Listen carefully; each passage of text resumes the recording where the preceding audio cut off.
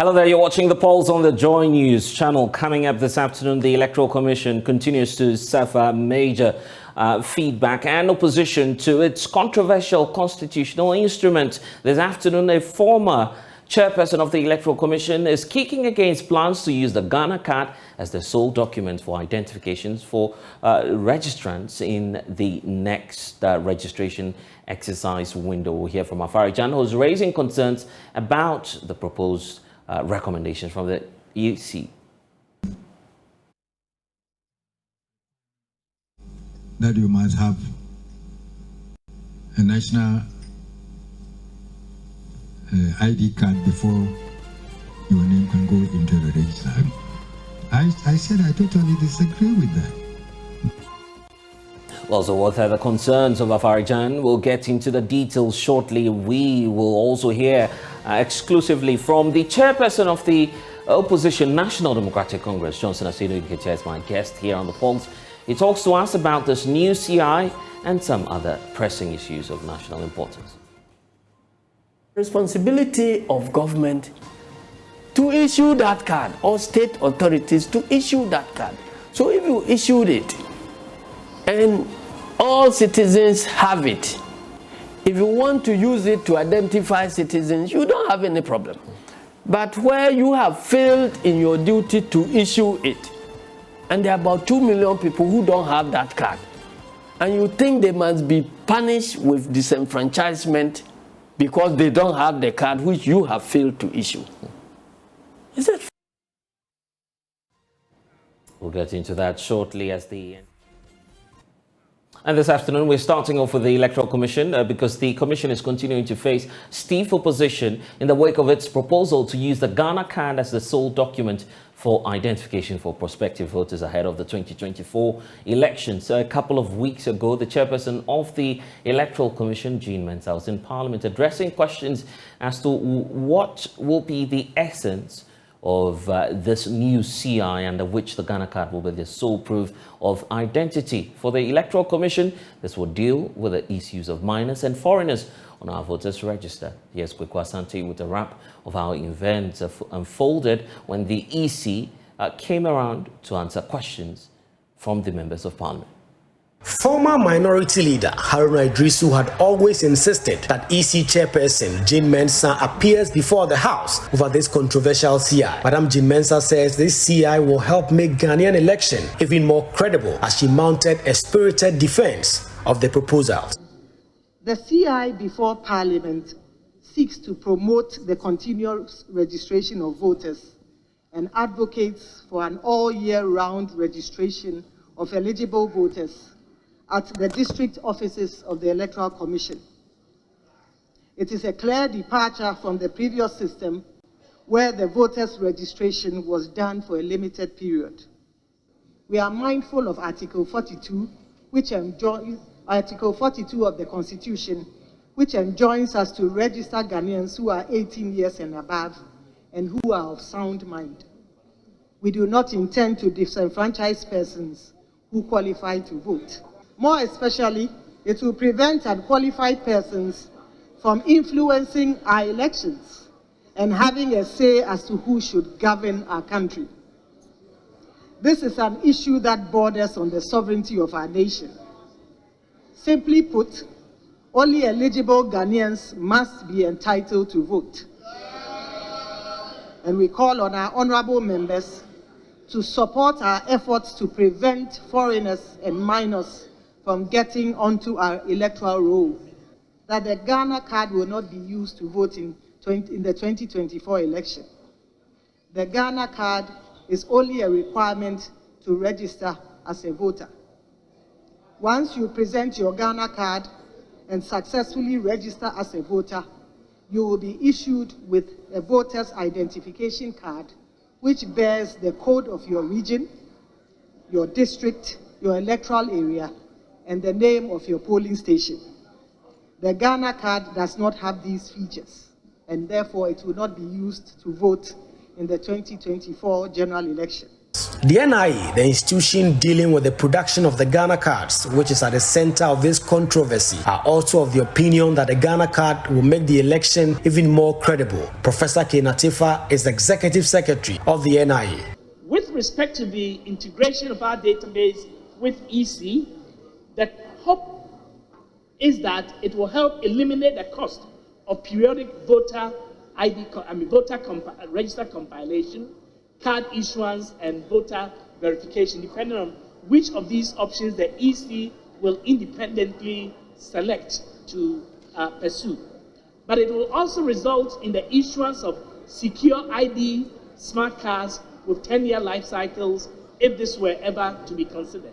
But most importantly, it will eliminate concerns over voter fraud due to the high integrity of our database. There will be no duplication of voter ID and determination of eligibility based on age, based on citizenship, and also based on the person's identity, that you will be who you say you are. Finance Minister Ken Ofori-Atta has also been assuring Parliament that the NIA will get the requisite financial support to undertake more registrations and to clear its debt with the banks, which has led to the seizure of some 3.5 million cards. To ensure that the 3.5 million cards will be released at the appropriate time for the work to be done, we agreed on 100 million CD transfer, and as he rightly said, 80 million has been put into the accounts of CAL, and 20 million, as he also mentioned, will be done by close of business today. So we are very comfortable about the situation to ensure that the needed cards will be given to the NIA to do its work. MPs on both sides had questions, but some had comments on the presentation. I want to believe that she traveled to Nigeria on a Ghanaian passport and not a Ghanaian national ID card. We need you to establish, and Mr. Speaker, we are demanding that this is established. We want technical evidence of data sharing infrastructure between the National Electoral Commission, the National Identification Authority. She says that 10 million people use Ghana card. It means that some 3.4 million use other references other than Ghana card, where their votes illegitimate, and they did undermine our democracy. I thank you, Mr. Speaker. Can you explain to us why the proposed CI is very important, and how the CI will expose impersonators and fraudsters who don't have any form of identity? Reporting for JoyNews, Kweku Asante, Parliament House, Accra. This meeting.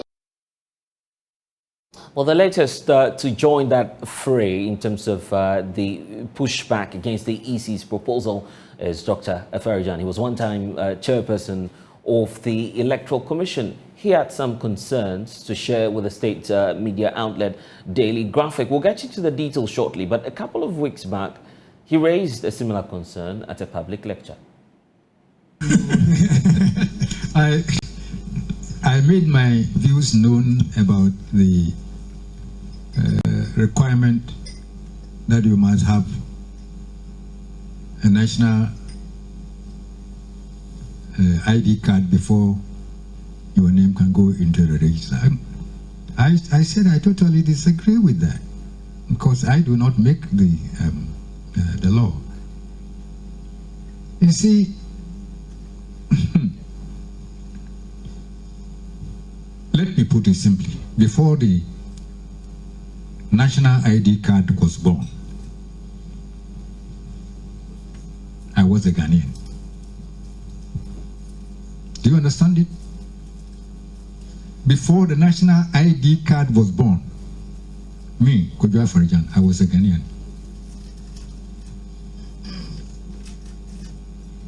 Do I cease to be a Ghanaian because I don't have a national ID card?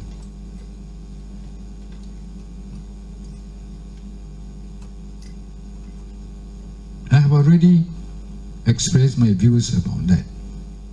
That it shouldn't be the only form or the only way of identifying a Ghanaian. But I don't make the laws. It is in the bosom of the of Parliament.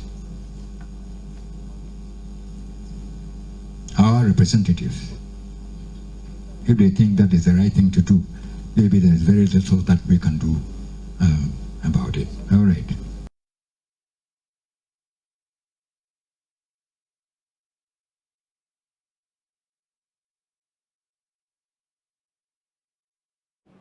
Well, in his latest concerns, Dr. Afarijan is asking the Electoral Commission to consider the guarantor system. Well, he's not the only one raising the concern. The opposition NDC is equally concerned about the EC's proposed CI, reason for which they've launched Operation Save Our Democracy. Well, I caught up with the national chairperson of the NDC, Asiedu Nketia, just to find out what the essence of this exercise is.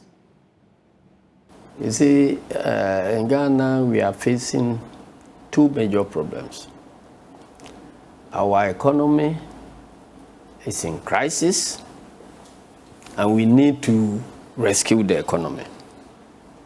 In the same way, our democracy is in crisis. So we need to rescue our democracy.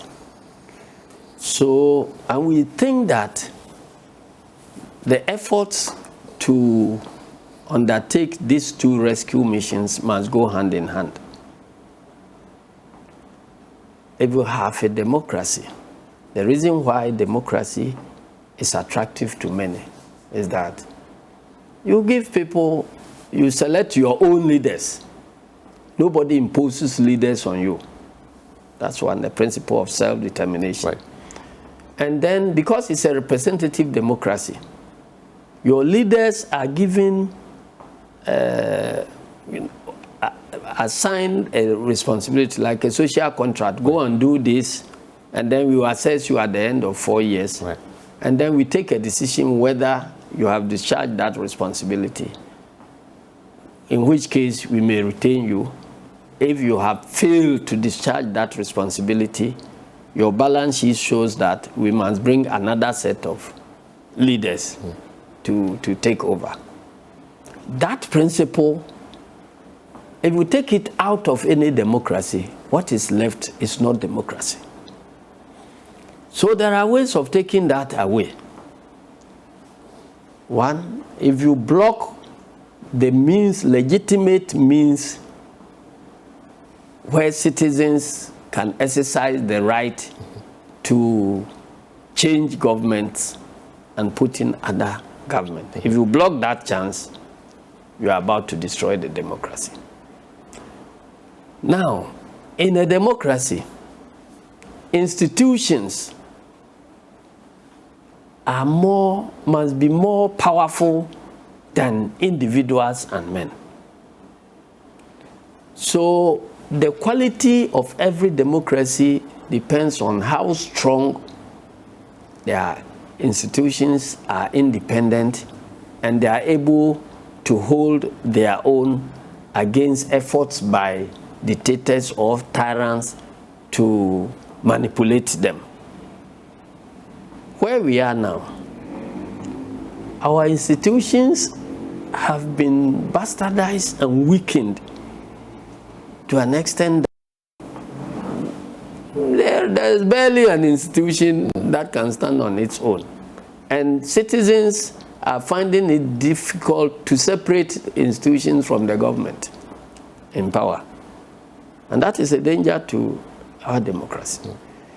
And again, you have a situation where certain actions are being done to suggest that the right of citizens to choose their leaders is being compromised.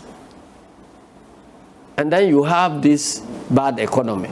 Now, if you have an economy that is collapsing, and the way citizens can react to solve the problem at times is to change the people who are in the driving seat so that new set of people will come, and then they will do the work better. Right. So if we are taking decisions that seems to block the opportunity of citizens to replace their leaders, then it is even more dangerous than the collapsed economy. So that is why we have declared Operation Save Our Democracy. We see the constitutional instrument that is before Parliament now, in its current form, as a very dangerous tool. You know, it's like our institutions are being weaponized against the citizens. So we are saying that let us sort out the issues around that CI first, because it has to deal with the right of citizens to change their leaders or maintain their leaders. Now, if leaders who have messed up now come to get the confidence that the citizens are powerless to take any decision to change them, and they are asking the citizens to give them more money, would you give that money? So what we have in Parliament now, you have issues to do with IMF package and the others. And everybody is singing around the place as if approving the IMF package is more of a national emergency than fixing our democracy. Right. We in NDC disagree. We think that fixing our democracy is of a higher priority, because once the leaders who are mercenaries, if we have control over who uses our resources, and those people get the feeling that they are accountable to us, that is where we can give them more money, because they cannot mess up with the money. But if people who have messed up and they are taking steps to block any opportunity of calling them to account, and you agree that, oh, let's leave the effort to hold them accountable, and let's focus on giving them more resources. It's like going to fetch water in a basket. General, that document you're talking about, I mean, when it all started, every Ghanaian was focused on the controversial part, which has got to do with the use of the Ghana card as sole document for registering or getting onto the electoral roll. Aside this very concern, is the NDC having any other issue about the CI in its entirety, aside the issue of the Ghana card? Because the chairperson was in the house. She says they are not using the card, for instance. Where you are failing as a media and others, is that before you make any new law, the first thing you do is, what is wrong with the existing system which I'm seeking to correct? Can you take a brand new vehicle to a workshop and then say that I have to change, you have to work on my vehicle? They ask you what is wrong with the vehicles. I don't know. They might think there's something wrong upstairs. So the Electoral Commission has so far not told Ghanaians what is wrong with the existing law. The chairperson has been to Parliament. She says they want to do away with, for instance, the guarantor system, and that the Ghana card is part of that solution. Why are they doing away with the guarantor system when the guarantor system is used to procure the Ghana card itself, which you want to use? Is the guarantor system good or bad? The guarantor system cannot be bad, cannot be good when you are using it to procure the national ID card. And then when you want to register people using the national ID card, you certainly feel that the guarantor system is bad. It's like somebody who declares that he doesn't want to eat maize or corn, and yet he can eat kenke. or Banku. Because if they believe that the guarantor system is, you know, the argument has gone 360 degrees. When they were thinking about using the guarantor system for the procurement of the Ghana card, right, we were insisting that we already have the old register, which is biometric, and which covers everybody from 18 years and above. So that is the biggest biometric database you had. The banks had bought into it, other organizations had bought into it. So we must use that as a basis to now find ways of dealing with the under 18. Right. Because the birth certificates of people under 18 are more likely to be genuine, because by the time 18 years ago, we were already in serious record keeping at you know, the hospitals and so on. So, but these voters register, biometric voters register, which was procured through a rigorous system where you have, you know, party representatives, you have an adjudication system to deal with challenges and all that. You say, no, the guarantor system is far superior to the biometric database as contained in the voters register as it existed at that time. So what has changed? That all of a sudden you find everything wrong with the same guarantor system when it is being used for voter register. General, what's the fear of the NDC? No. Yes, it's not about the fear. Mm-hmm. Listen, if somebody is about to destroy something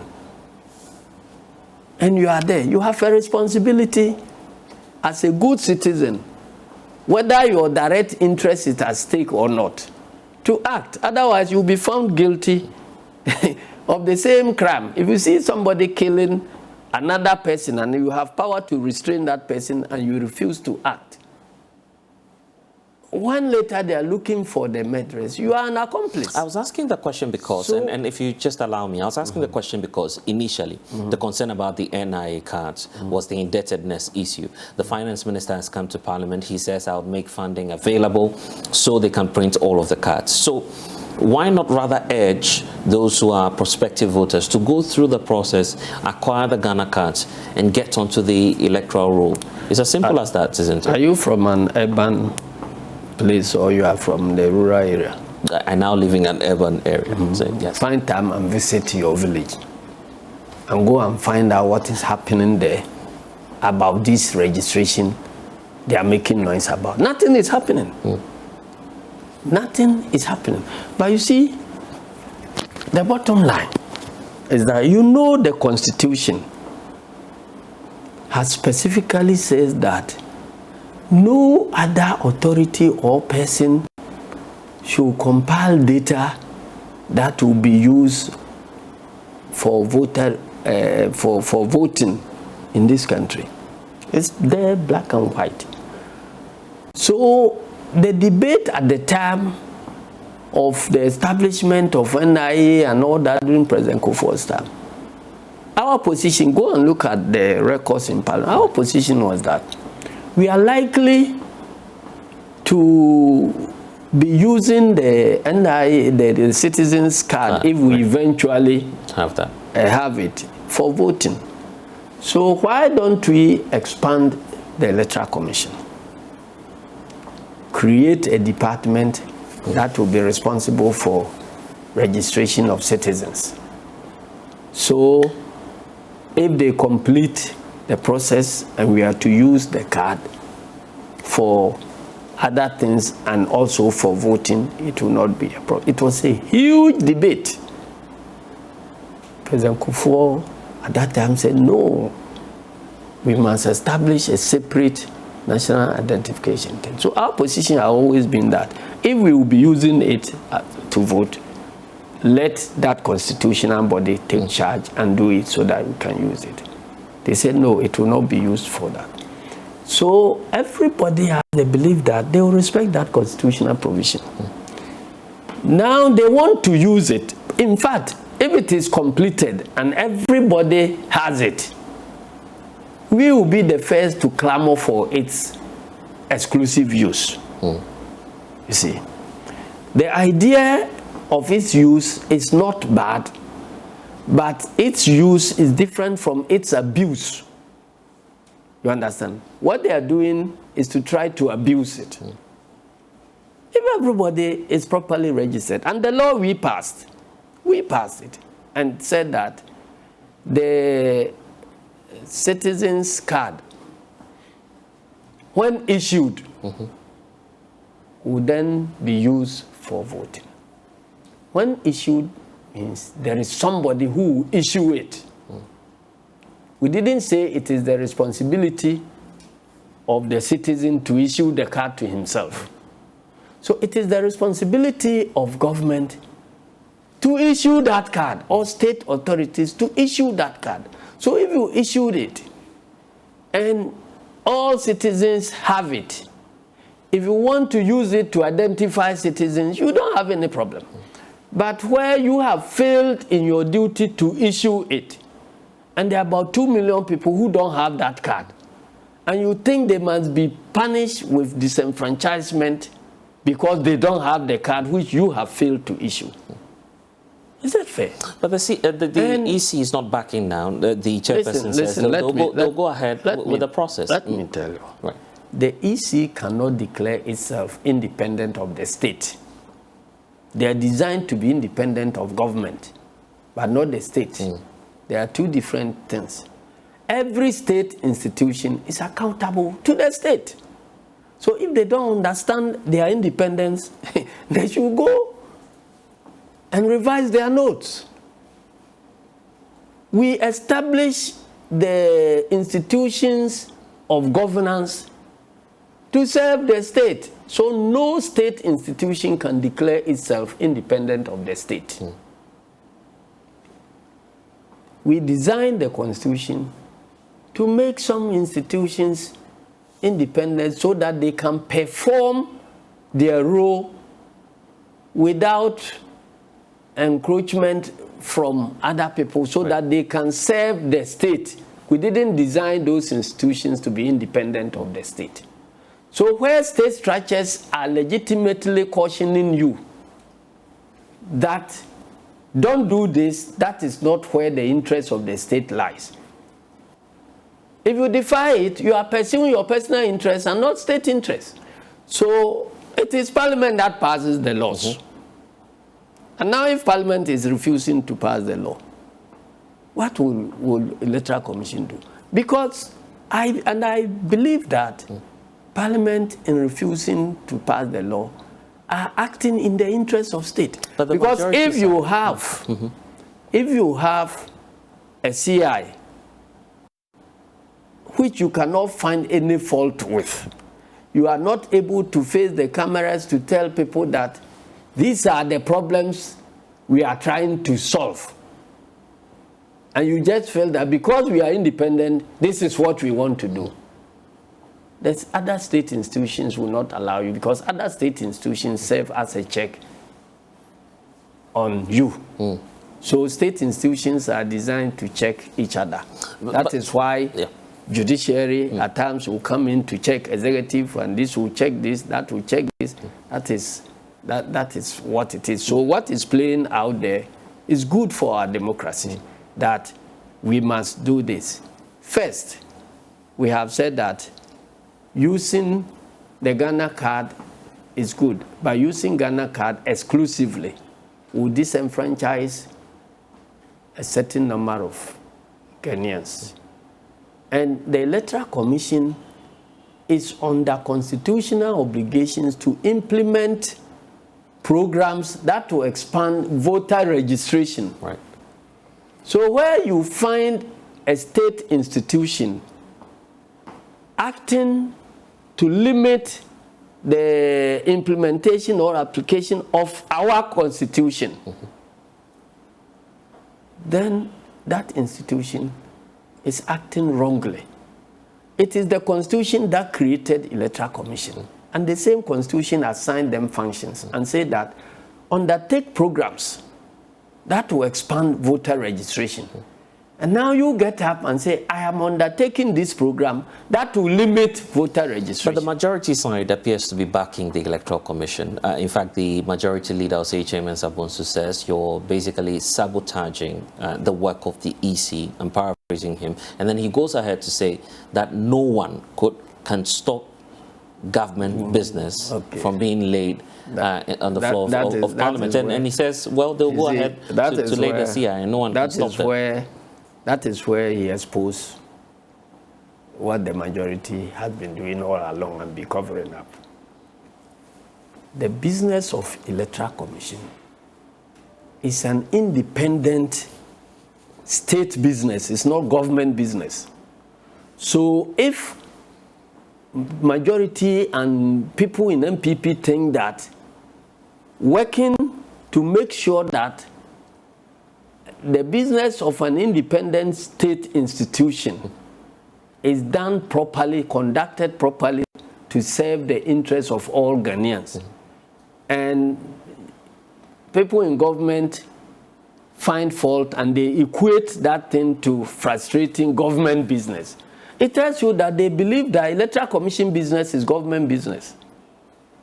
And that tells you that the Electoral Commission is working to project government interests. How fair is that? Because you've been in Parliament, you know the process. But you are saying that you are saying it. I'm judging you by your own precisely Bible. What he says. These are the words of the majority. Precisely. So go and ask him. Can't he get a difference between? Can't he get a delineation of where government business ends and where state business begins? You've been a member of Parliament. When we are talking about, you know that obviously. That the processes will start with the majority business leading is not government business. Any person, either in the majority or anywhere, who considers Electoral Commission business to be government business is part of the process of reducing confidence of other people who are not in government in the Electoral Commission. So it should not be seen as government business. Listen, the work of Electoral Commission has to do with allocation of power. It doesn't have to do with how power is exercised. When they allocate power, they are finished with their business. And so when it comes to allocation of power, all contestants for that power must be heard. And so you can't say that because somebody is for the time being utilizing that power. So he's the person who must be heard always, even in subsequent allocation of that power. If you do that, then you are building a one-party state. And we have specifically banned one-party state in our constitution. And so please, now coming to this issue of NIA says they will do this. Go and play back the interview I held with your network, and I did same with Asempa and other networks. That when we are talking about the number of people who don't have the Ghana card, in fact, I was sitting in a program where they read a communique that has been issued by NIA. Right.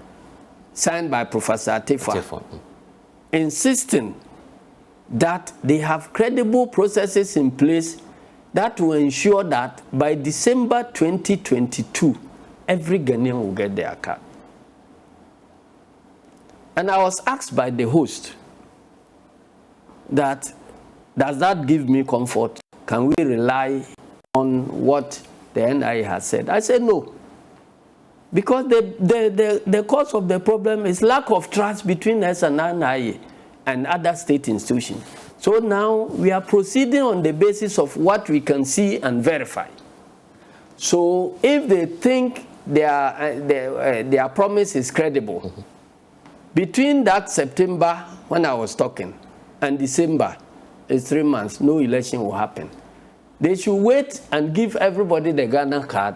So by December 2022, if we see that everybody has the Ghana card, we will allow the CI to pass. Where are we now?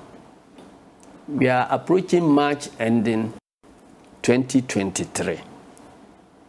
And they are still replacing those promises with other promises.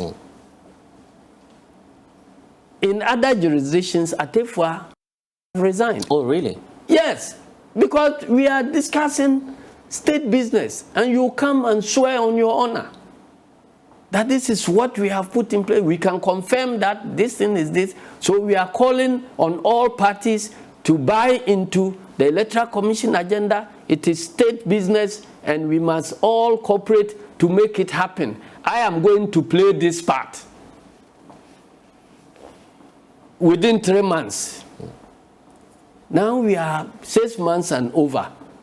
It hasn't, what you promised 6 months ago hasn't happened. And you think that you are entitled to be listened to give further promises. But let me tell you what.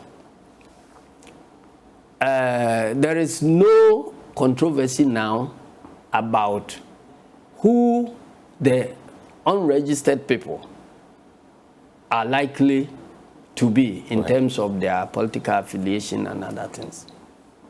Because when we're complaining about the fact that everybody must get Ghana card before we use it for voting, Makmenu and the Electoral Commission, Srebo and the others, their first argument was, now who calls up? Is it not NDC people who issued a directive that your people should not register? So now, if you don't have it, are you not the cause? When I came, and I asked them simple question. So if you believe that those who haven't registered, because if I issue a communique, people outside NDC have no obligation to listen to my communique and act. So it is, if you say that people did not register because they listened to my communique, it means that NDC people are the ones who didn't register.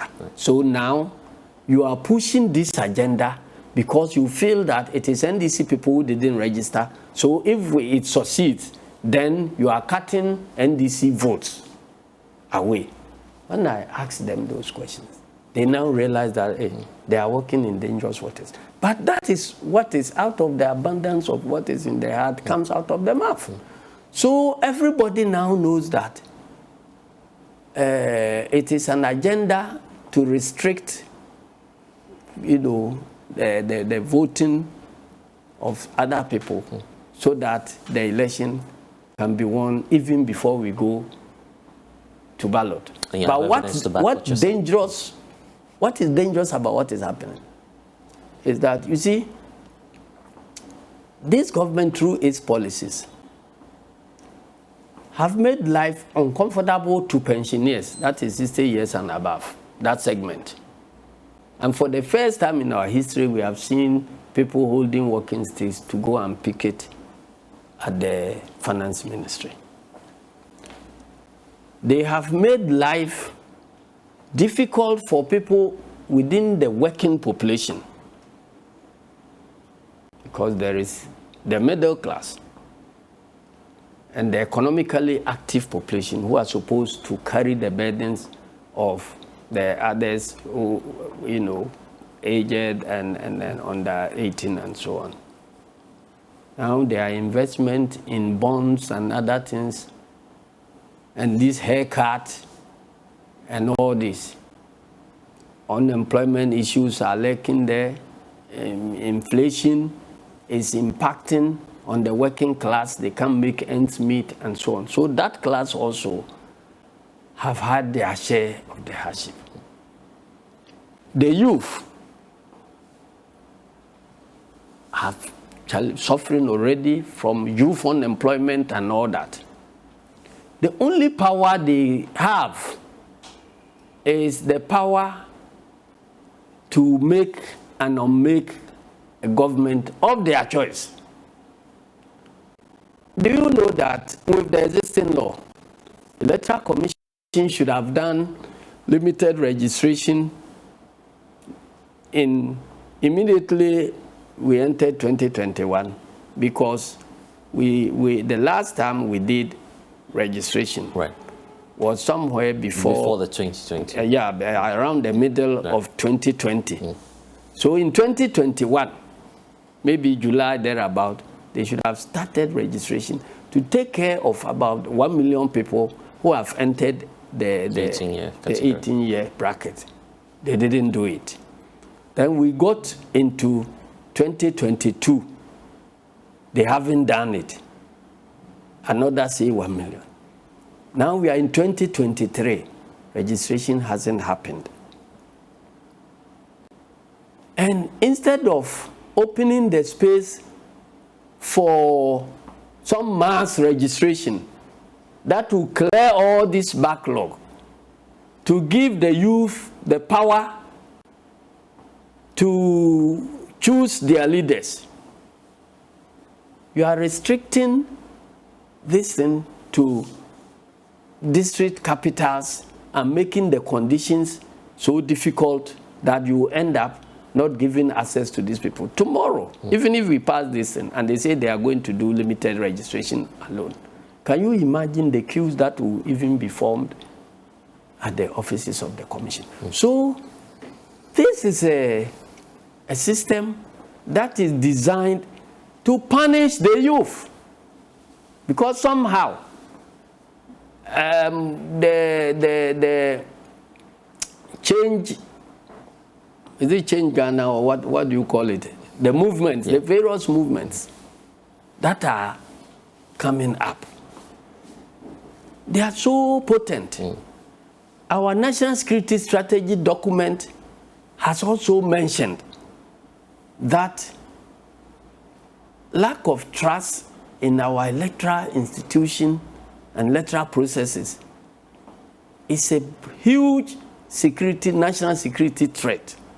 And we are still making things worse for the youthful population that is the most explosive population. You think we are all safe? They see us as responsible for their fate. So we should better beware that we save this democracy before it blows up. And that is why we have decided to do our part. Restricting voter registration to, people who are holding Ghana card. It has also got its challenges, even if where every Ghanaian has it. Do you know that mad people have the right to get the citizen's card? Do you know that undischarged bankrupts have the right to get the citizen? But these people are not entitled to vote. So you want to issue a card to a mad person, and when he presents it, even at the registration center, you can't stop him. But a person who is active and alert, who doesn't have the card, cannot participate in elections. So look, one source of identification document is good, but don't let us misuse it. Let us go gradually and make sure that we have come to a point where there is no backlog. And to be honest with you, there will never be a point where every Ghanaian 18 years and above will have the card. But the backlog, if it is cleared now, and then the continuous registration is reserved for people who get 18 years, can walk to the Electoral Commission and register, then we are good to go. But if you create a problem. General, we need to wrap up. So I'm wrapping up on two concerns that I have. What happens beyond the 31st of this month? Because your operation is lasting until the end of the month. Yes. And you have another opportunity with the IPAC, the Inter-Party Advisory Committee. It's a platform that was created, and you've served, you've been a member, you've attended these sessions over the years until recently when the party had some challenges with that forum.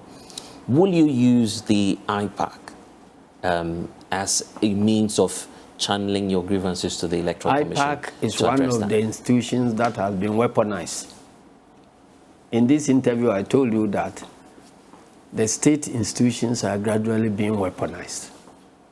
So where you think that an institution has been designed for something, you go there, it has been turned into a weapon against you.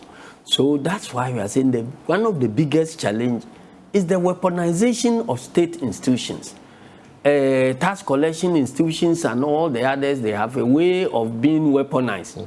If you have a tax institution that will deal ruthlessly with the opponents of a certain government, and then those who are in government, they walk free. If you have a judicial system that has been weaponized, you have practically everything. And they even want the Auditor General's office to be weaponized. Everything. So that is where the crux of the matter lies. When we said that the IPAC has been weaponized, let's work on it. These are the things we must work at to make sure that IPAC delivers on its mandate. If not, we are not going to be participants, because nobody will be allowed to use NDC as a rubber stamp for any wrong decisions. So unless the reforms, you would not channel your concerns. We put these cards on the table. Right. Luckily, when there is conflict, we have a state institution that works at the conflict to make sure that there is resolution and there is peace, and that is the National Peace Council. National Peace Council came in because they realized that the mistrust of the Electoral Commission and the electoral processes had been flagged in the National Security Strategy document to be a national security threat. And surveys upon surveys have returned a verdict that the citizens don't trust in the Electoral Commission and their systems. So the National Peace Council decided to do something about this. They engaged us about our possible return to the IPAC. We laid down the reasons. They listened to us, and they said, okay, can we put together a roadmap? We said, well, we are not alone at IPAC. Can you engage our colleagues in the other party, main party? And we are only two parties represented in Parliament. So they went and engaged the NPP. Right. They had a fruitful meeting with NPP, and the next stage of the roadmap was to engage NDC, NPP, and Peace Council together. That meeting happened, and together we put together a roadmap for the return of IPAC to its original mandate. So after that meeting, the next stage was for the Peace Council to go and engage the Electoral Commission. Because after all, the Electoral Commission attitude must be that we are referees.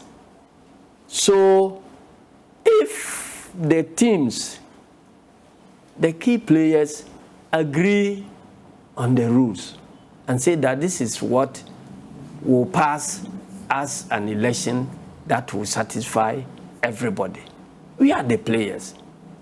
Electoral Commission doesn't contest elections. And they are there to make sure that elections turn out to be free and fair. How do you judge the freeness or fairness of the election? You judge it by the acceptance of all the actors. And we said that this is what will generate free and fair elections. And then you are insisting that you have some idea of what constitutes free and fair elections, and that you are independent, and that nobody can direct you. So, Electoral Commission has refused for 14 months now. They have refused to even grant audience to the Peace Council. You're stating this on authority? As a fact, yes. Call Peace Council. The last time I stated it, we had done 8 months. people disagreed and wanted to contest that fact. And I said, call the Peace Council people. Call civil society organizations in governance who also started another parallel effort aimed at achieving the same thing. IDEC, CDD, and the others, they also put together a roadmap. Electoral Commission has refused to also buy into any such roadmap. As for the Peace Council, that is not an NGO. It is another state institution that has a role to play in making sure that Ghanaians live in peace. They want to talk to you, another state institution. And you say you cannot meet them. Who is stopping this? Now, it's the chairperson and the members of the commission. They said, we can meet you. And they are not saying they can't meet them. Oh, we are traveling. We are doing this. Something that borders on the security of the nation. And the National Peace Council has been trying for the past 14 months to meet you, to discuss. And you turn around when you want to pass a wrong law, and they tell you, why didn't you engage NDC? You say, oh, majority of parties have agreed. Who are the majority parties? Yeah. But they are political parties here. I say, who are they? That is why, well, if you are adding mushroom parties and rating them with the same weight as NDC, the law gets passed in Parliament. There are only two parties. If you like, go and ask Akwadonko to go and speak in Parliament. You're not being fair to the smaller parties, are you? Oh, they don't have that much at stake. Their stake in what is going to happen is not as big as ours. And that is the point Electoral Commission must recognize.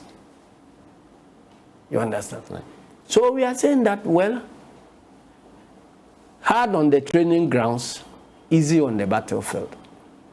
In the past, we would trash all these differences at IPAC. You, by design, want to exclude us at IPAC. We say, fine. We are waiting. Bring it to Parliament. So all the issues that should have been trashed at IPAC, they are now being dealt with in Parliament. And it amounts to a complete waste of parliamentary time. Do you know how much we pay MPs? Go and check the money the state spends on 1 hour of the time of Parliament. And if you have other means of solving a problem outside Parliament, and you make things such that those problems can only be solved in Parliament, what do you think you are doing to the state? And when you get to a point where you can't pay your debts, you say you don't understand. It is from Ukraine and COVID. General, we're wrapping up. So the marching orders after 31st, what happens? And what's your message to the people? They are not marching orders. There are you say decisions that we have taken together. And the MPs, to tell you what, the law when passed affects the MPs more than we at headquarters, because they are trying to tilt the playing field against them too. So they can only retain their seats when the laws there are fair. So the battle they are engaged in is also in their personal interest as much as in the state interest. 31st March was chosen because Parliament will rise at that time, and Parliament will go into recess, maybe until we have finished our primaries. When we finish the primaries, they will return there, and they don't have to worry about what is happening in their constituencies. So I want to state here and now that the operation, which has been misinterpreted to mean that we are protecting our sitting MPs so that they will return to Parliament. Yes, we are protecting them, but we are protecting them from unfair competition. We are not protecting them to engage in unfair competition. Thank you very much. Thank you. So that's part one of my conversation with the national chairperson of the National Democratic Congress, Johnson Asiedu Nketia. Part two of that conversation will be here on The Pulse again tomorrow as we delve into matters relating to the state of the nation and other issues confronting our country. You're watching The Pulse. We'll be right back. We'll talk about the one district, one factory policy. There's a lot you need to know. Please stay.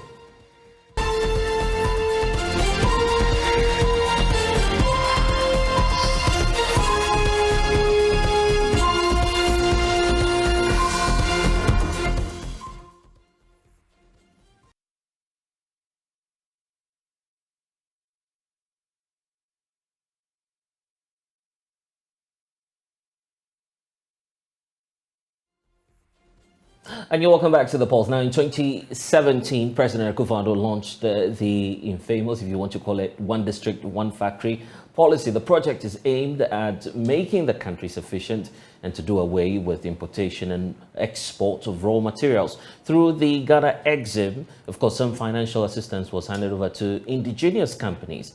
But in our latest Hotline documentary, One District, Some Factories, it is appearing that some of these companies are beginning to fold up for a particular reason. Let's find out more. Diana Bequin was Asiedu Nketia colleague at Casa d'Europa. She sits under a hut in her farm, wondering where the next meal will come from. This I'm a Jumana and Yanka say, a Jumana name what I say, Jumanol go, so go. We don't really know the status of the company now, whether the company has collapsed or is now collapsing. We are imploring government to inject funds into the company for it to run again. When we started this job, we were receiving our salary every month. Now, we don't receive salaries anymore, and so we are unable to support our children's education and their upkeep. We are just pleading with government to intervene.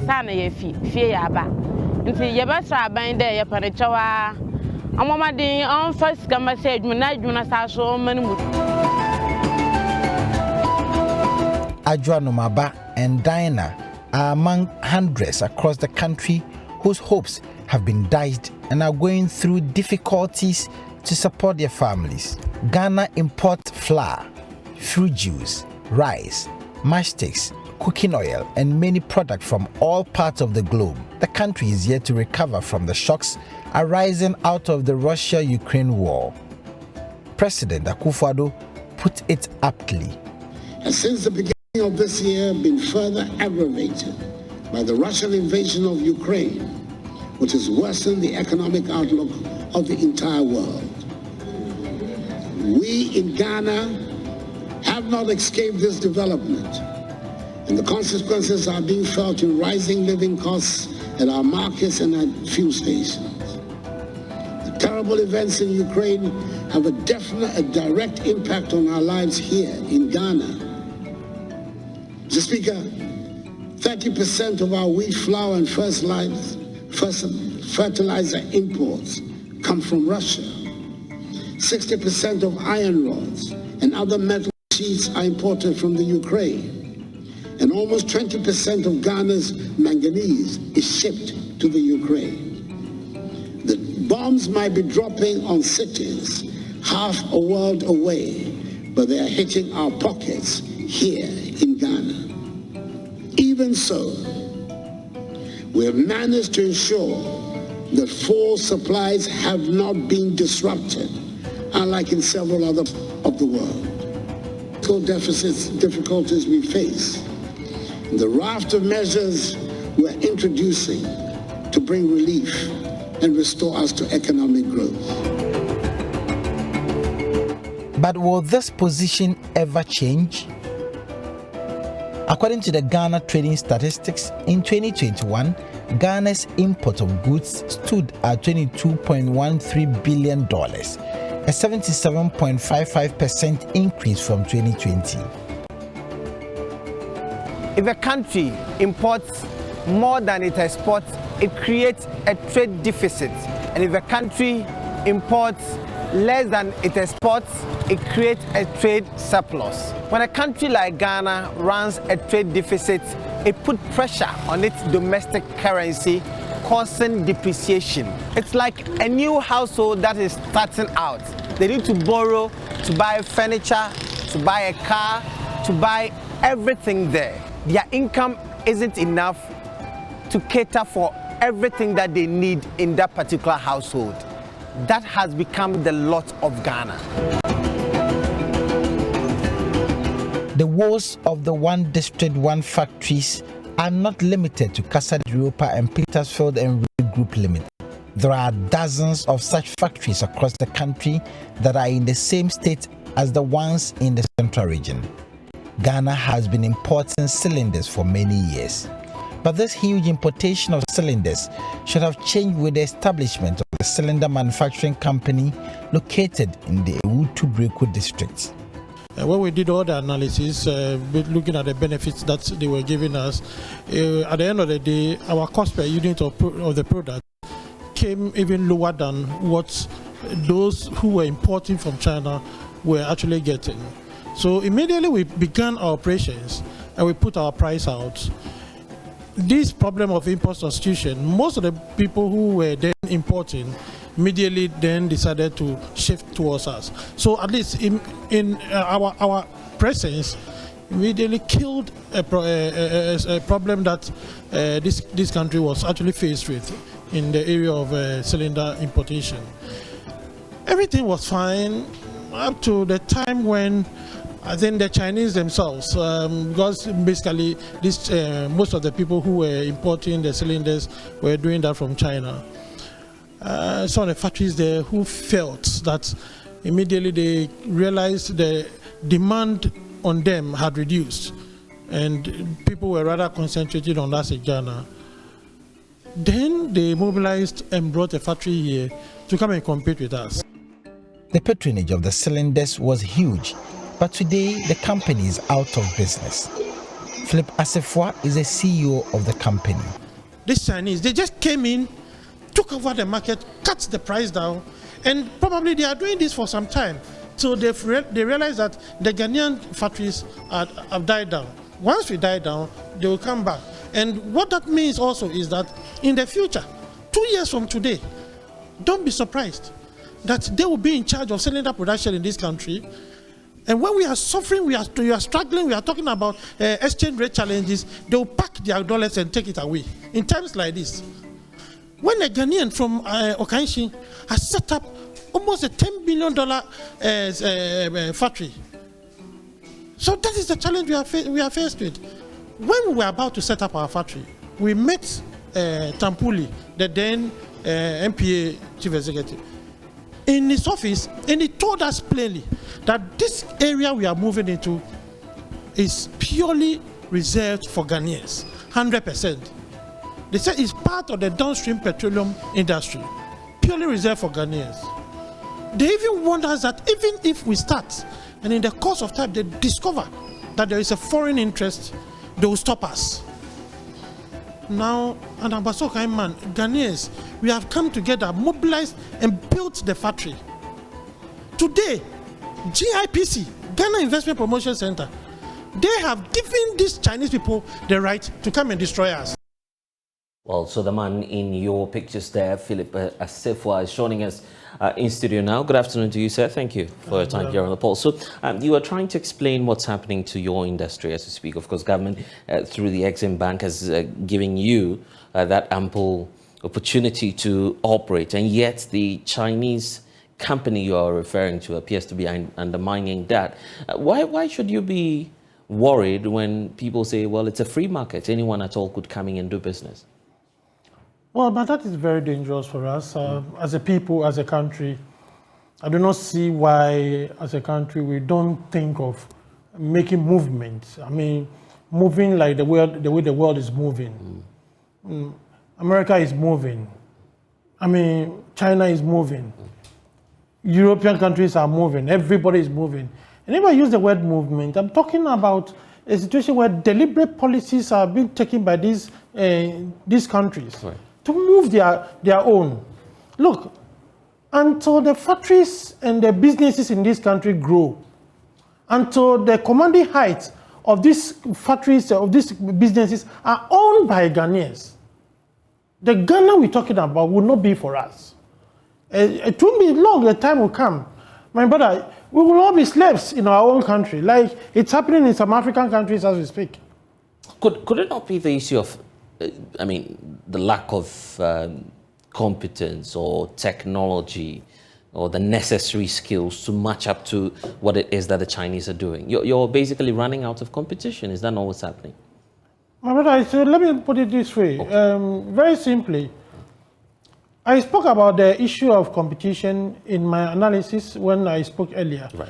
What I was saying is that if you are competing with somebody, the main raw material, that actually that makes the cylinder, the main raw material, that alone, the price of it, it's more than what the person is selling. Well, how do you bring competition in? We buy it from the same market, and the prices are actually given by the world market.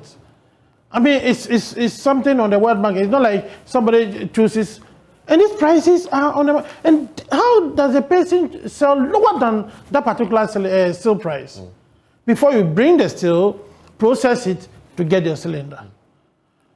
And I also indicated we're buying the finished cylinders from China before. And the price we were buying it, when we set up the factory, our price per unit became lower because of some of the benefits we got from the 1D1F. Okay. Then all the people who were then importing came to us. So where is the incompetence here? If we have been able to do this and then be able to pull the people who were importing onto our side, we have actually solved the problem. So what you mean to say is that at the time you started operations, every single Ghanaian company that used to import this were buying from you? Well, immediately we started our operation of the market. Immediately after started operation, I would say about 80-90% of all the people we knew into the system were all buying. And we don't intend to be fixated on the Chinese community, but how did they come into the story? You see, in this particular case, these are the same Chinese we are talking about. These are the people we invited when we were setting up our factory. So you invited them? We invited them to come and help us set up our factory. And then when they worked with us for a while, after everything is set and the operation has taken off, we brought in Ghanaian engineers. And we asked them to now allow us to manage our own thing. They left 6 months later, they came. And this time they came through GIPC. And that is my difficulty. When we have state agencies who don't know anything about what they are doing, because if GIPC were to be doing a serious business, first, if an investor is coming, you need to even understand the market they are coming to operate in. If this is the way GIPC is working, then tomorrow they'll go and bring another investor from somewhere to come and take over other businesses in this country without any recourse to anything. They first must do some analysis, have your own research. This area is available. This area is not available. This area should be reserved for our people. For those who need to follow the story and follow your argument, why is it necessary, for instance, to protect the cylinder manufacturing you're running under the 1D1F policy? Why is it necessary to do so? Well, if you say necessary, the cylinder production itself, as far as I'm concerned, initially in Ghana, it was only two companies. That was the Ghana Cylinder Manufacturing and then Sigma. Now, when we came in, at that time, Ghana Cylinder Manufacturing, they have virtually, the operations had gone down. So we came in at that time. And at the time we were coming in, even that of the Sigma was not very strong. So as we speak, we are currently the biggest on the market in terms of size of production. The whole thing is that initially we were importing. And the Chinese people we were importing from, when we decided to set up the factory, they were like, why do you want to leave? Why do you want to stop the importation and then come and go and do the factory? And we said, no. There is a new policy in our country that is making businesses, it's easier to set up the factory. Oh, it was argument upon argument, and finally we decided that we'll maintain and then do the factory. And they told us that if they export the raw materials to us, they won't get much. Okay. But if they export the finished cylinders to us, then they will get some money. So they will beg us to continue to buy the finished cylinders. And you said no? And we said no. And we came and set up the factory. Of course, it was on a gentlemanly arrangement. So we even got some of their people to come and help us to set the factory. Then later, this is what they are doing to us. Where is competition here? These are people who are determined to do something for their country. I can't take it away from them. They are determined to help their country. Are we also? We rather, when we were complaining, when we raised the issues to certain agencies in this country, they were looking at us as if we don't look like proper human beings, as if we were not reasoning. Okay. You could clearly see the deliberateness of what they did. Let's talk about the memo of understanding. Obviously, before you signed up to this one district, one factory policy, what was the agreement, for instance, between your outfit, and we're not necessarily talking about monetary terms, but the framework under which you signed up to set up this cylinder manufacturing company in the first place, under the one district, one factory initiative? Well, actually, you know, when you, as part of the package that 1D1F will give you, you get access to some free, 5-year tax-free, and then 2, you also get some transformers closer to your factory, at least to help you do your operations. You also get some other benefits by way of tax benefits in other forms. That makes, eventually, if you put all together, you surely get something in terms of the cost. It brings the cost down lower than what ordinarily if you were importing. So you enjoyed all of these benefits? Yes, of course. So if you enjoyed the benefits, now it's time for hard work, isn't it? No, the point is that even with the benefits that we're enjoying, now with these people that have come in, I'm saying that they are now selling their product at a price lower even than the steel. But it's the market. But it's the market. No, but you see, I gave you the genesis. I told you the trajectory. Right. How they came in. The thinking behind what they told us, that they would prefer to come and do the cylinder here. Because if they do that, then they will get what they want. They'll prefer to push the cylinder, the finished ones, onto us. And they prefer that because at the end of the day, they will get what they want. If they should sell the steel to us, they won't get anything. And we said no. We would prefer to also go by our own arrangement based on the benefits we are getting from our country. So we started it and it was working. Of course, all the people in this country, if any other company wants to also benefit from 1D1F, you could do so. We wouldn't have any problem if a Ghanaian company, of course, we were not the only company also operating in the space. There are other companies. Why are we not complaining of all the others? Because in terms of pricing, what we were having compared to what they are also having, virtually we are almost at par. So now it depends on your ability to market and then other strategies that you put in place. But if you are selling something, maybe the total price is about 150 cedis, and the person is selling his around 7 cedis, there is no way you can do. I mean, what magic can you do? When even the steel component, as I said, is more than the agents. And so what happened was that when we pushed them to the wall, the ministry came in at a point. That's where I was going to. Yes. Because the implementing agency, as we know it, is the Ministry for Trade and Industry. Have you sent your appeal petition? We've sent appeals to Ministry of Trade, Standard Authority, to MPA, to Ghana Investment Promotion, even to Attorney General.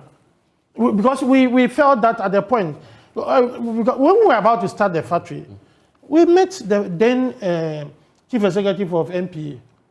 And he clearly told us that, look, this thing you are going to do is reserved for Ghanaians.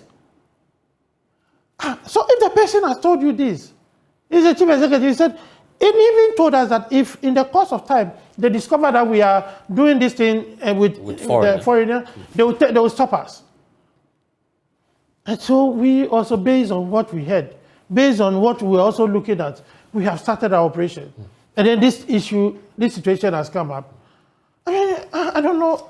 Okay, in terms of your operations, what do you intend to do now? Is that likely to result in some layoffs? What will happen?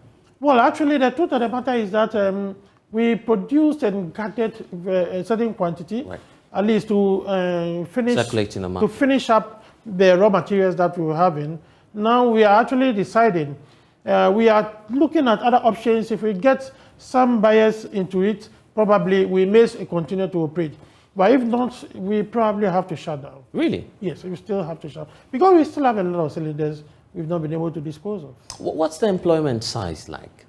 The total employment, let me say directly, we are looking at between 150 to 200. But indirectly, if you add the distributors and that one, you probably may be hitting around 300. So potentially 300 people may be sitting at home doing nothing. Well, let me say directly, so the almost 200 people that we are working with definitely will have to go. That one, there is not. These are people who are, and the whole thing is not just about the employment. Well, someone will tell you, oh, but the Chinese people, they have set their factory, they're also employing Ghanaians. But it's not only that.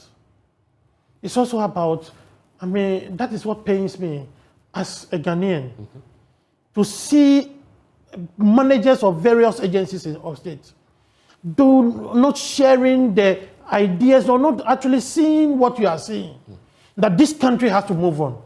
It's all about something in their small corner. And because if you tell me that it's all about employment and then you get some, then it means you don't understand what it means. Even what happened to our city recently, where foreign companies had to take away their dollars. Then it means you don't understand anything. And I don't want to mention names of certain institutions and the kind of things they said to us. Today when I see them, I just engage them as usual, but I know that I am in a situation, I'm in a country where we have a problem. I'm not here to pinpoint one specific person, but it looks like the people we are dealing with, those who are managing the system.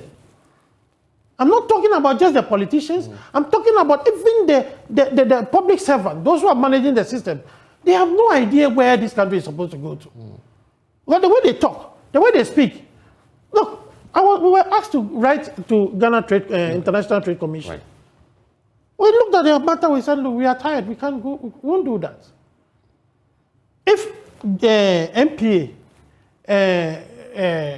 GSA, Ghana Standard Authority, Ghana Investment Promotion, if all these three agencies don't have anything they can do, they cannot say anything, but they will come and say things that will support the other people, they will continue to operate. I cannot stop anybody. You understand? The pains that we are going through is about our investment. But brother, there is always an alternative. I'm not talking about myself. But if it is the belief of some people that, oh, let's do it so that these guys will lose. Look, I've trained myself enough.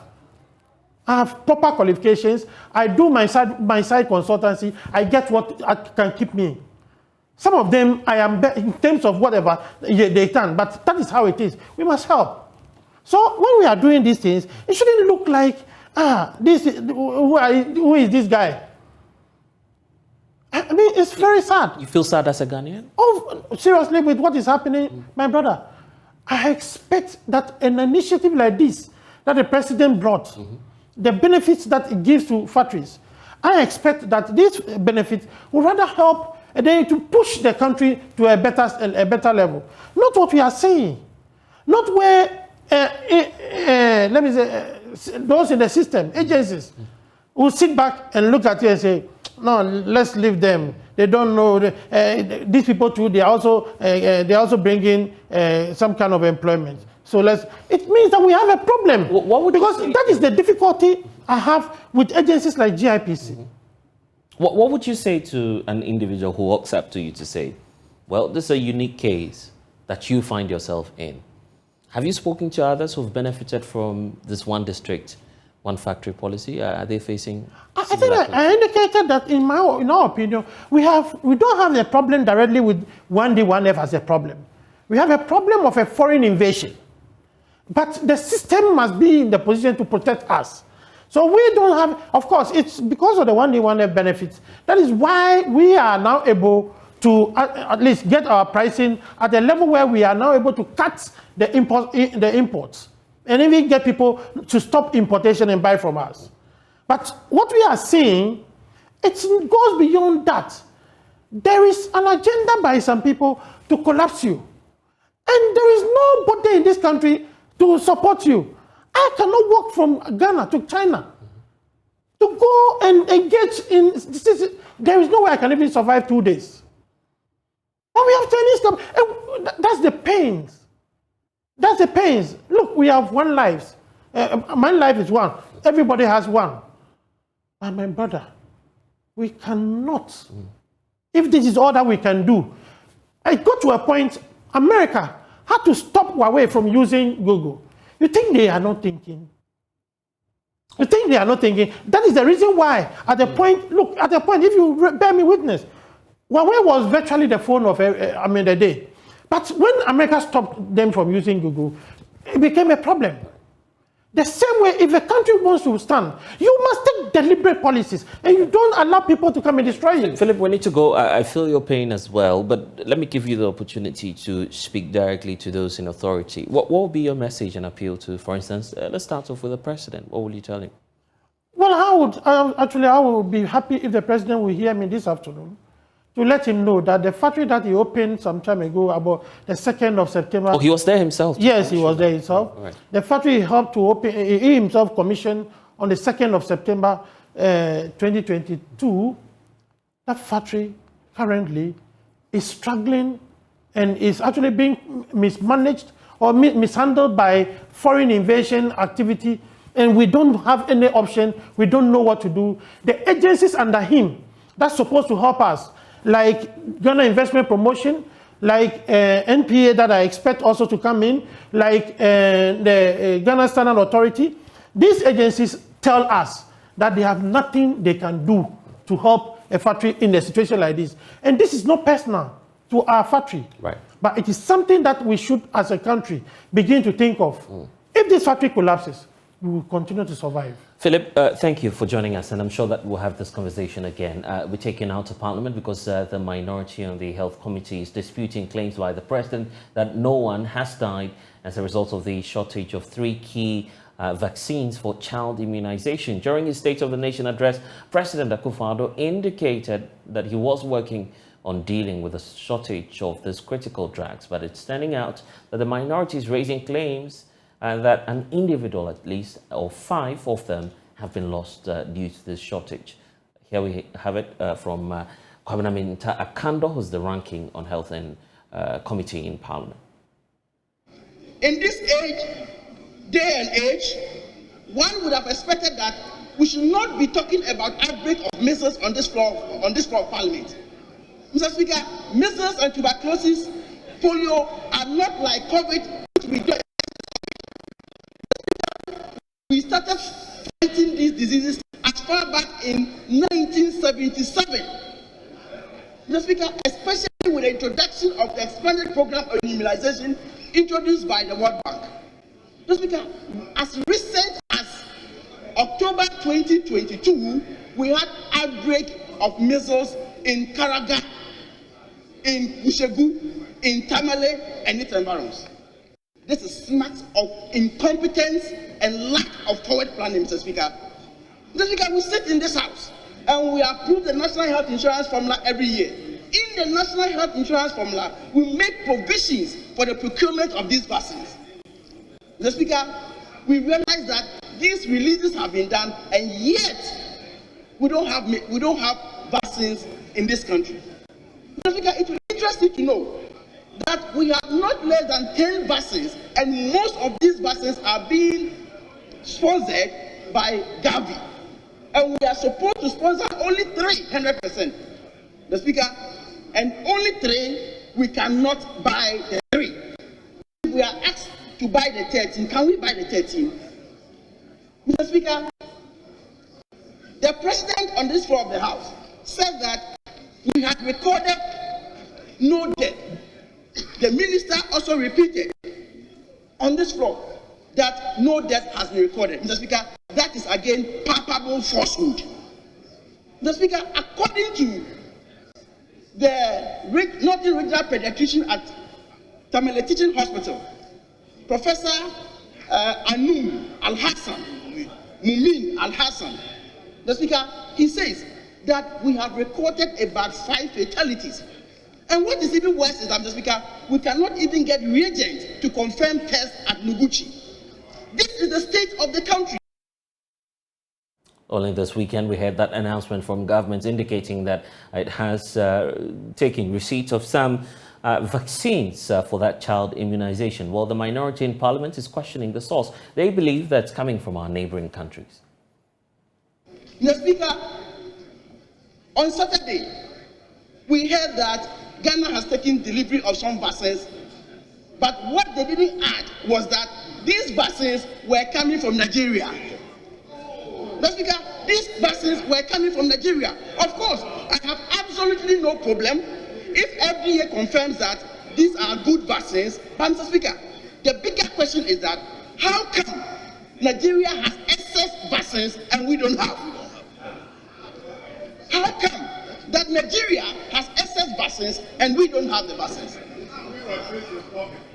Mr. Speaker, I think that we should not even have gotten here in the first place. And, Mr. Speaker, more to the point, 6 weeks. The vaccines that we have taken delivery of can only last for 6 weeks. So we should not be making noise that we have come out of the situation. We should rather, Mr. Speaker, be thinking about how we can get more vaccines to save the vulnerable babies in this country. Mr. Speaker, per the 1992 Constitution, everybody, including the babies, they have the right to good health care in this country.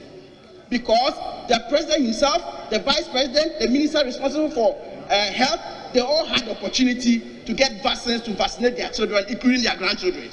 So every child in this country deserves to be vaccinated. Mr. Speaker, that is the real state of the nation. Mr. Speaker, when my colleague was speaking, he talked about the fact that His Excellency said they had engaged about 58,000 workers in the health sector. Mr. Speaker, the real state of the nation is that the professionals, the health professionals, are living in homes. Mr. Speaker, last year, half of last year, Mr. Speaker, not less than 3,000 nurses left the shores of this country. There are some specialists who have left, and now we don't even, those in charge of seats and what have you, we don't even have any specialists in this country due to the hard economic realities in this country. Okay, so that's it from the floor of the House, but let's stay on health. What do you know about oral cancer? Well, it's a condition that a group of students are embarking on a campaign to educate the citizenry and the public about. So let me introduce Maugbe Yairakoshi. She is president of the University of Ghana Medical Students Association. Welcome to our studios. Of course, for some of our viewers, this is the first time they're hearing about the condition. We know about cancer, but when you say oral cancer, what's the explanation to that condition? So, thank you very much once again for the opportunity you've given me. Oral cancer is just an abnormal growth of cells in the mouth. Right. We call them out the oral cavity. So it's characterized by sores in the mouth, pain in the mouth, and other signs that you have to know. So basically, there are some predisposing factors of oral cancer. Okay. So it's basically about lifestyle. So tobacco smoking, alcohol, excessive alcohol use, HPV infections, and poor oral hygiene is also predisposes you to oral cancer. So the University of Ghana Medical Students Association, a subcommittee under the University of Ghana Medical Students Association, is embarking on a massive oral cancer education campaign. So what we are going to do is that we are going to embark on a screening campaign at Accra Central. Okay. So we are entreating everybody to come in their numbers. Okay, we'll talk about that event shortly, but since you're here, it will be a good opportunity to be educated on some matters. How, of course, you're talking about the causative factors. How can you manage or either prevent or treat the condition? What are the options available? So for treatment options, we have radiotherapy, chemotherapy, and surgical excision. But I want to say that screening is very effective in helping to reduce the burden of oral cancer. So if you are screened early, it prevents the spread of the oral cancer and you can get better. Okay, so it can grow? Yes, it can grow. When it grows, it can spread to other parts of your mouth. It can even go to your throat. So early detection is very key to preventing this cancer. Okay, and in terms of managing the condition, I guess there are some who have passed that stage of the screening. It's become obvious. Can it be cured, or I mean, how do you manage the situation? It can. So through radiotherapy and chemotherapy, and even taking out the cancer itself, these are modalities that can ensure that the cancer is cured. The screening that you're carrying out, is it open to the public? And if you identify the people, how do you intend to keep your doors open to help them throughout the recovery process? It is open to the public. So it's a free screening we are going to hold at the focus of the Accra Metropolitan Assembly on the 17th of April, 2023. So what we want to do is that we are going to open it up to the public, so you come in your numbers. We get doctors and medical students alike to come and screen you for oral cancers. We check your mouth to see if, and we take your history to know if you have any predisposition factors that will predispose you to this condition. So we are partnering with hospitals and other medical organizations to get this project going. In terms of the age category, is this condition unique to a certain set of age category? Well, it is. So it's usually prevalent in people above the age of 50.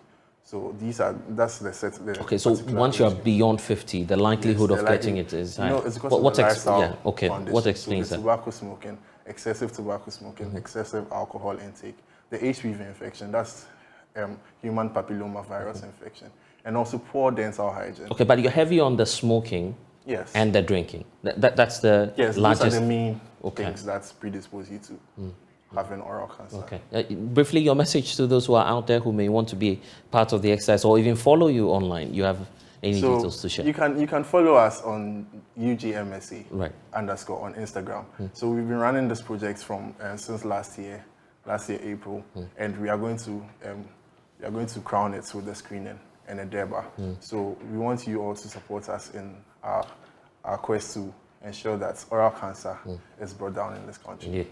Yara, thanks for joining us. And don't forget that oral cancer is real, so definitely you need to take advantage of this. That's all we have for you here on The Pulse. I'm Blessed Sogah. We'll see you again. But until then, log on to myjoyonline.com. A lot of stories there for you to catch up on. We'll see you again.